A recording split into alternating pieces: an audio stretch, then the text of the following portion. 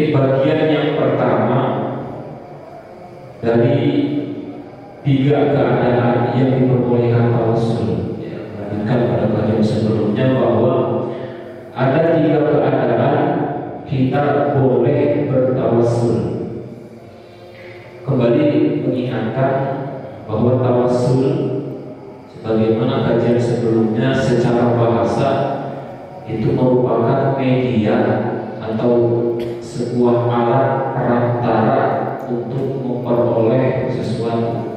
Secara bahasa tawassul itu media atau alat perantara.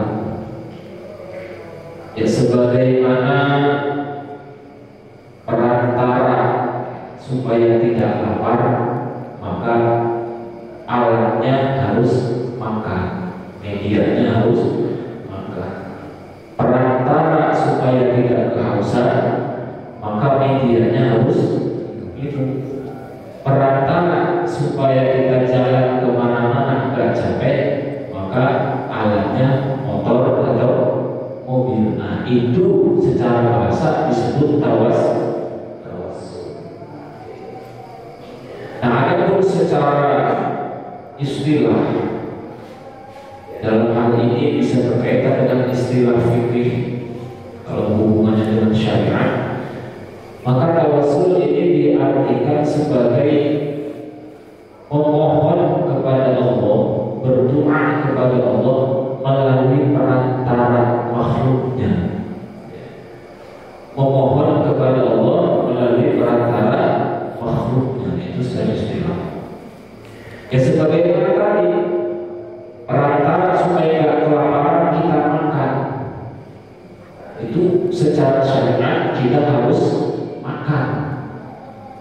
Walaupun kita harus meyakini secara hakikat yang memberi rasa kenyang itu adalah Allah, bukan nasi, bukan lontong, bukan gorengan, kolak dan sebagainya.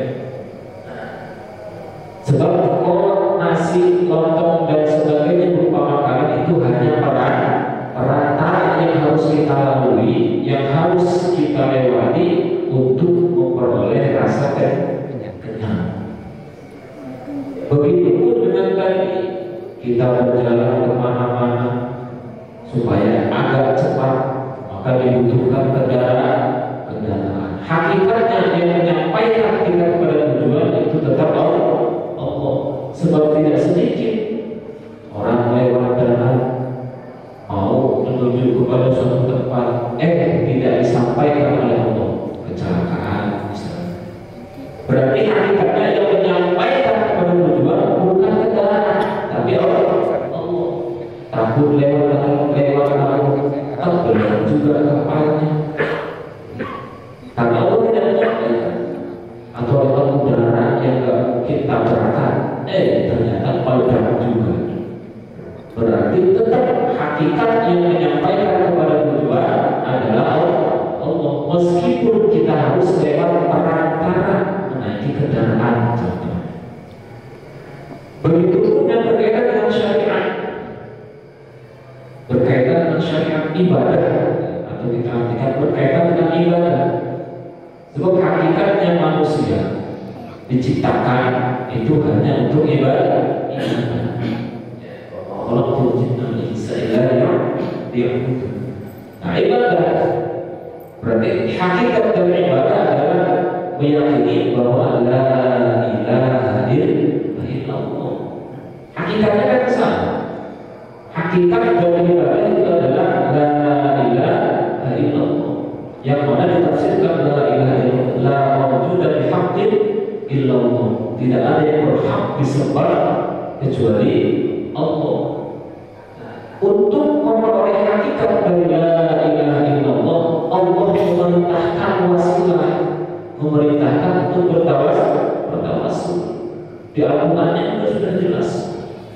Contoh ada ayat, ya ayyuhalladzina amanu taqullaha wabtaghu ilaihil wasilah. Wahai orang-orang yang beriman, bertakwalah kepada Allah dan carilah wasilah, wabtaghu ilaihil wasilah, untuk memperoleh takwa harus melalui wasilah, harus melalui perantara. Ditafsirkan di ayat tersebut apa aja perantaranya? Contoh perantara diantaranya harus melalui sholat. Sholat itu wasilah tawassul. Karena hakikatnya kan menyembah Allah. Kenapa harus sholat? Karena itu perintah wasilah tawassul. Kenapa harus puasa? Nah, puasa itu merupakan tawassul atau wasilah yang diperintahkan, yang diwajibkan. Kenapa harus zakat? Sebab secara nalar kosong, zakat ada contohnya. Itu kan kalau dibilang enggak, zakat itu kan membersihkan jiwa. Tapi kok yang dikeluarkan beras. Zakat itu adalah membersihkan jiwa. Tapi yang diperintahkan oleh Allah yang dikeluarkan harta. Kenapa bukannya dikorbankan dari badan? Sebab yang mau dibersihkan itu jiwa. Tapi Allah perintahkannya untuk mengeluarkan harta berupa setahun sekali mengeluarkan zakat fitrah. Itu wasilah, itu tawassul. Memang itu yang hukumnya wajib. Contoh lagi, untuk bertakarrub melaksanakan perintah Allah dari hukum Islam, kenapa harus jauh-jauh ke Mekah menunaikan ibadah haji? Hakikatnya apa itu kita jauh-jauh ke Mekah? Hakikatnya menyembah Allah kan bisa di rumah menyembah Allah, kan bisa di mana pun menyembah Allah. Kenapa harus jauh-jauh ke Mekah? Itu jawabannya wabtaghu ilaihil wasilah, supaya kita mengikuti jalur, yaitu wasilah atau tawassul. Jangan disalahartikan. Nanti mentang-mentang ibadah bisa di mana aja, bikin saingan Ka'bah, ya, bikin saingan Ka'bah. Segala di Indramayu ada tempat naik haji. Ada itu ngomong sekarang, sebab perintah dari Allahnya naik haji. Maka Mekah, Baitullah, Masjidil Haram, ya sudah, itu wasilah, itu tawassulnya. Nah, itu tawassul yang diperintahkan oleh Allah, disyariatkan melalui baginda Nabi Muhammad sallallahu alaihi wasallam. Kita ikuti, itu tawassulnya. So, kalau hakikatnya mana tadi? La ma'budu bihaqqin illa Allah, tidak ada yang berhak disembah kecuali Allah. Nah, yang tidak mengikuti wasilah, yang tidak mau mengikuti wasilah, maka dia akan tergolong kepada orang-orang yang dilaknat. Contohnya Iblis disuruh melaksanakan wasilah oleh Allah berupa menyembah Nabi Adam.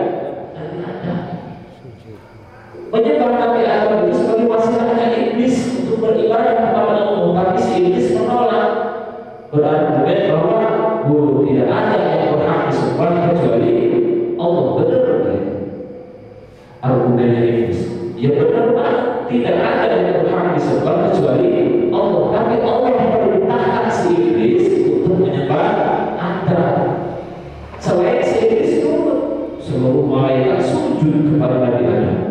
Maka para malaikat tergolong sebagai hamba Allah yang taat. Nah, si Iblis karena tidak mau mengikuti tawassul, tidak mau mengikuti wasilah, maka dilaknat sama keluarga dari surga. Maka tetap meskipun kita berhakikat sudah pada pokok hakikat, tetap harus mengikuti jalur syariat, karena itu adalah wasilah bagi seluruh umat baginda Nabi Muhammad sallallahu alaihi wasallam. Sebab harus jalur wasilah. Kemudian yang berkaitan dengan wasilah yang dibagi menjadi 3 yang diperbolehkan untuk umat Nabi Muhammad, yaitu yang pertama amal halatul ula. Adapun keadaan yang pertama qabla khalqihi, yaitu pada keadaan sebelum penciptaan Nabi sallallahu alaihi wasallam. Fayadullu lidzalika ma tabayyana nasihatuhu wa huwa ma rawahu al-Hakim Abdullah fi al-Mustadrak min hadits Umar bin Khattab radhiyallahu anhu. Fayadullu maka menunjukkan lidzalika apa pada inilah tawassul qabla khalqi, mana yaitu perkara tabayyana yang sudah sangat jelas karena bagi kita sihatuhu apa kesahihan dari perkara wahwa dan adapun ma tabayyana rawahu yaitu hadis rawahu yang meriwayatkan pada hadis al-Hakim siapa Imam al-Hakim Abu Abdullah yakni Abu Abdullah al-Imam Abu Abdullah fil Mustadrak di dalam kitab al-Mustadrak min hadis Umar bin Khattab dari hadis yang diriwayatkan oleh Umar bin Khattab radhiyallahu anhu, semoga meridai Allah anhu kepada Sayyidina Umar. Allah berkata sama Sayyidina Umar, Allah Rasulullah sallallahu alaihi wasallam telah bersabda sama Rasulullah sallallahu alaihi wasallam, lamma tarafa Adam khati'ata qala, lamma tarafa ketika melakukan kesalahan Adam siapa Adam al-khati'ata pada kesalahan atau dosa. Allah berkata siapa Adam, ya Rabbi as'aluka bihamdi Muhammadin lamma ghafartani. Ya Rabbi wahai Tuhanku, as'aluka saya mohon kepadamu bihamdi Muhammadin dengan haknya Nabi Muhammad sallallahu alaihi wasallam lamma ghafarta hendaknya mengampuni siapa Tuhan li kepadamu. Faqala Allah ya Adam kaifa ghafarta Muhammadan wa lam akhluquhu. Faqala firman Allah siapa Allah, ya Adam wahai Adam, wa kaifa ghafarta dan bagaimana aku mengampunimu, wa kaifa arafta dan bagaimana kamu mengetahui Muhammad pada Muhammad sallallahu alaihi wasallam wa lam akhluquhu dan belum menciptakan siapa aku, kata Allah kepada Muhammad. Oh, berkata siapa Adam alaihissalam, ya Rabbi wahai Tuhanku, li'annaka lamma khalaqtani biyadika wa nafakhta fi ruhika rafa'tu ra'si fa ra'aytu 'ala qawa'im al-'arsy maktuban la ilaha illallah Muhammadur Rasulullah. Ya Rabbi wahai Tuhanku, li'annaka karena sesungguhnya Engkau lamma khalaqtani ketika menciptakan siapa Engkau ni kepadaku biyadika dengan kekuasaan wa nafakhtu dan meniupkan siapa Engkau fi kepadaku min ruhika dari ruhku rafa'tu maka mengangkat siapa aku ra'si kepada kepalaku fara'aitu maka melihat siapa aku ala qawa'il arsy atas tiang-tiang arsy maktuban pada suatu tulisan la ilaha illallah Muhammadur Rasulullah. Wa'araftu dan mengetahui siapa aku annaka pada sesungguhnya engkau la tudif itu tidak menyandarkan siapa engkau ila ismika kepada namamu illa kecuali ahabbal khalqi kepada yang lebih kau cintai dari makhluk ilaika kepada. Faqala Allah maka berfirman siapa Allah sallallahu ta'ala siapa engkau ya Adam wa ya Adam, innahu karena sesungguhnya Muhammad sallallahu alaihi wasallam la habbul khalqi yaitu yang paling aku cintai dari makhluk ilayya kepadaku. In sa'altani jika memohon siapa engkau ni jika memohon siapa engkau ni kepada bihamdihi, dengan haknya Muhammad sallallahu alaihi wasallam, faqad ghafartuka, maka sungguh akan mengampuni siapa aku kepadamu. Walaula Muhammadun ma khalaqtuka, dan andai tidak menciptakan Muhammad, ma khalaqtuka, maka tidak akan menciptakan siapa aku kepadamu. Nah, ini dari hadis yang diriwayatkan oleh Al-Hakim Abu Abdullah di dalam kitab Al-Mustadrak yang bersambung sanadnya kepada Sayyidina Umar bin Khattab, yang menjelaskan tentang kenapa bertawassul kepada Nabi Muhammad itu diperbolehkan meskipun pada waktu itu Nabi Muhammad belum tercipta jisimnya, belum tercipta jasadnya. Jadi tadi dibahas ada 3 keadaan diperbolehkan kita bertawassul kepada Nabi Muhammad sallallahu alaihi wasallam. Sebab keadaan-keadaan yang dimaksud ini ada beberapa.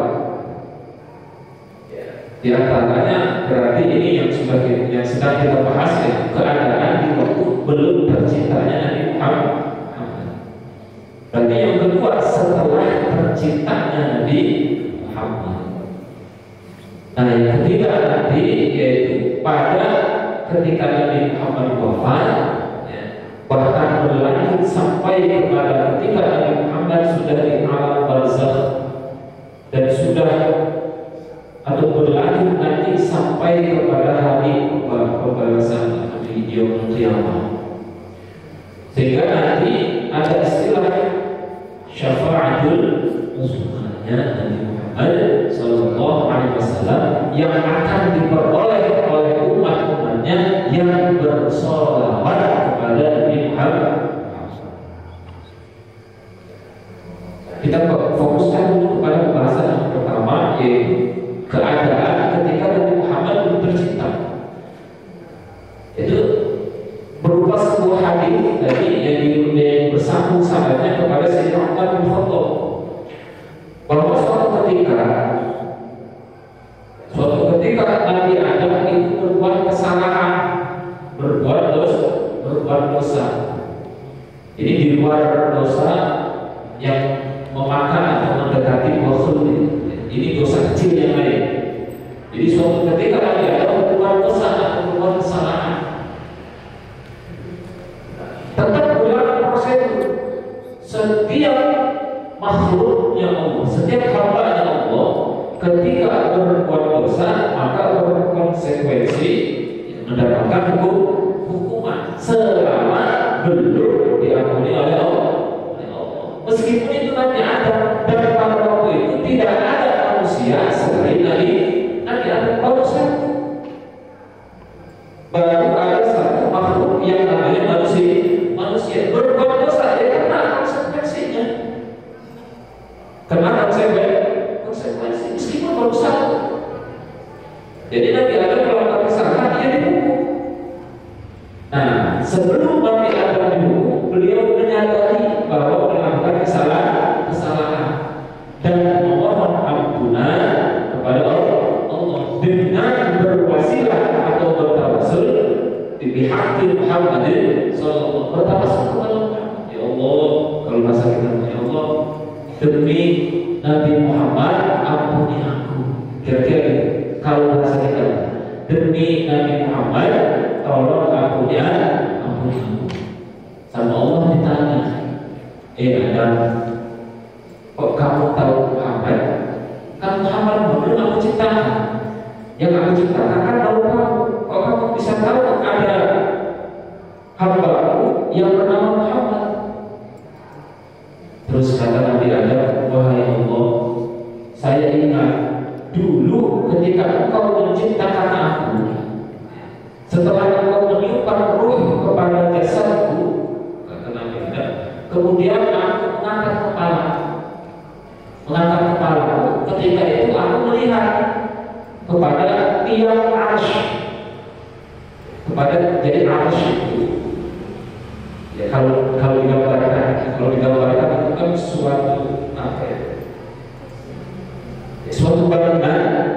yang disangka oleh tiang-tiang, yang disangka oleh tiang-tiang sholat. Nah, di antara tiang-tiang itu pas aku lihat di sana tertulis lafaz la ilaha illallah Muhammadur Rasulullah. Itu berarti kalimat tauhid. Nah, seketika itu aku langsung paham, kata Adam. Aku langsung tahu engkau tidak pernah menyandingkan namamu kepada apapun atau kepada siapapun kecuali yang kau cintai. Berarti kalau itu Muhammad engkau sandingkan kepada namamu, berarti Muhammad ini adalah makhlukmu yang paling kau cintai. Kata Allah, benar kamu Adam, kamu benar.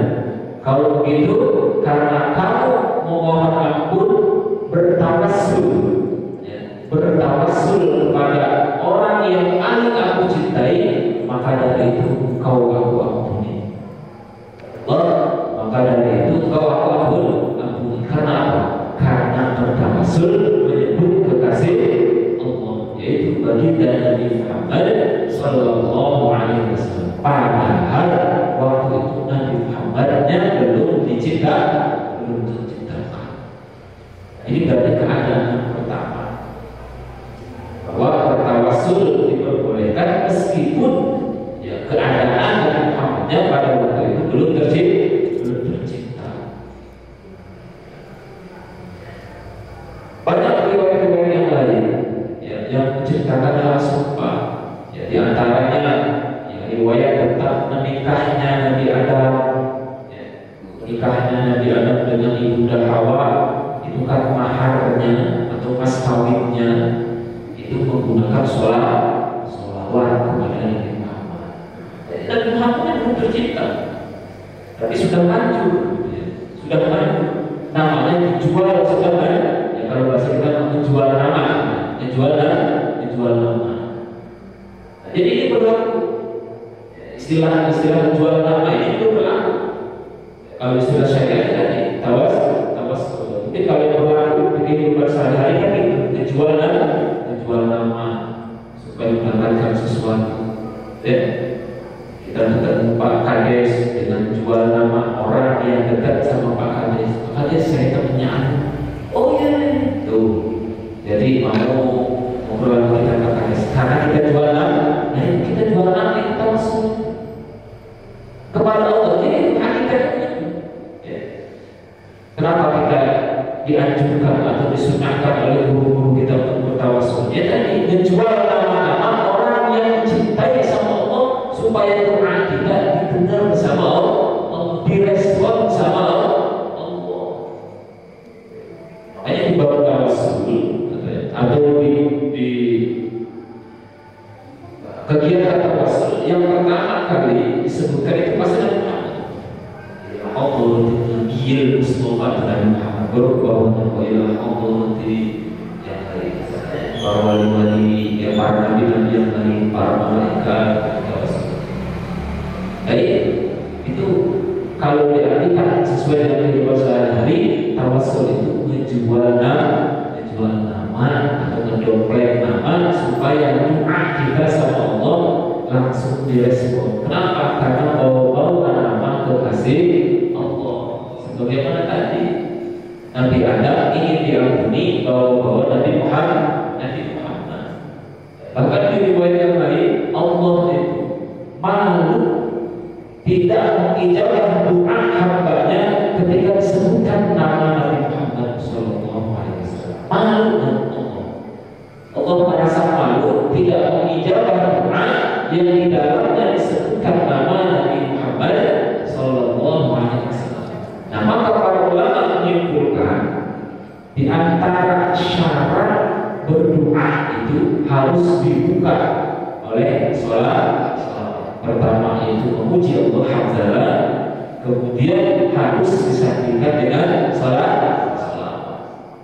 Bahkan ya, dalam sebuah riwayat yang lain, ketika doa tidak disertakan salat kepada Nabi Muhammad, itu doanya tidak sampai ke hadirat Allah, nyangsang. Istilahnya kalau kata kita ya, doanya itu nyangsang di awal-awal, nggak tembus ke hadirat Allah. Kenapa? Karena tidak disertakan sholat kepada baginda Nabi Muhammad Sallallahu Alaihi Wasallam. Bahasan yang pertama ini mengenai pembolehan bertawassul kepada baginda Nabi Muhammad meskipun ya baginda Nabi Muhammadnya itu belum tercipta. Kembali lagi nanti setelah tercipta, apalagi setelah tercipta. Kemudian setelah wafat, berarti keadaannya sekarang. Keadaannya sekarang, yang sekarang. Diriwayatkan bahwa setiap sholawat yang kita sampaikan kepada Nabi Muhammad itu sama malaikat di bawah catatannya, kemudian disetorkan kepada Nabi Muhammad. Padahal Nabi Muhammad sedang di alam barzakh atau di alam kubur, disetorkan.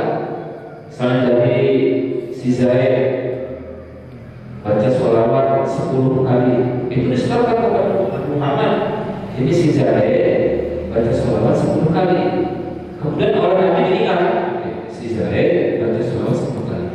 Berarti ini orang-orang yang bersolawat selalu disetorkan kepada Nabi Muhammad dan diingat oleh Nabi Muhammad. Itulah orang-orang yang nanti berhak mendapatkan syafaat Nabi Muhammad Sallallahu Alaihi Wasallam. Atau makanya Muhammad itu punya nama panggilan lain. Nama panggilan itu kan banyak ya. Dan di antaranya nama panggilan Nabi Muhammad itu adalah Al-Wasilah. Sebagaimana kalau kita doa habis adzan, Ati Sayyidina Muhammadil Wasilah, ya. Itu Al-Wasilah itu adalah nama lain dari Nabi Muhammad tadi. Karena Nabi Muhammad ini adalah sebagai wasilah tadi, sebagai perantara. Jadi aneh kalau masih ada yang mengharapkan kepada wasilah atau kepada tawassul. Jelas itu kan doa setelah adzan itu yang ngajari siapa? Yang ngajari doa setelah adzan siapa? Itu kan dari hadis. Makanya tidak ada yang berani memintakan doa setelah adzan, karena itu hadis. Berarti yang ngajari Nabi Muhammad itu tidak bisa tertulis ya. Hafal kan? Ati Sayyidina Muhammadil Wasilah wal Fadilah. Nah ini jelas. Jadi sangat aneh ketika masih ada yang menganggap wasilah atau tawassul itu adalah berarti menganggap Nabi Muhammad melakukan atau mengajarkan perkara yang bid'ah.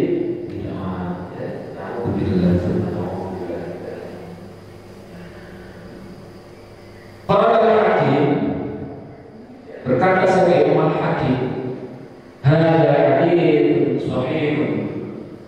Hadis ini, hadis yang kita bacakan tadi merupakan hadis yang sahih.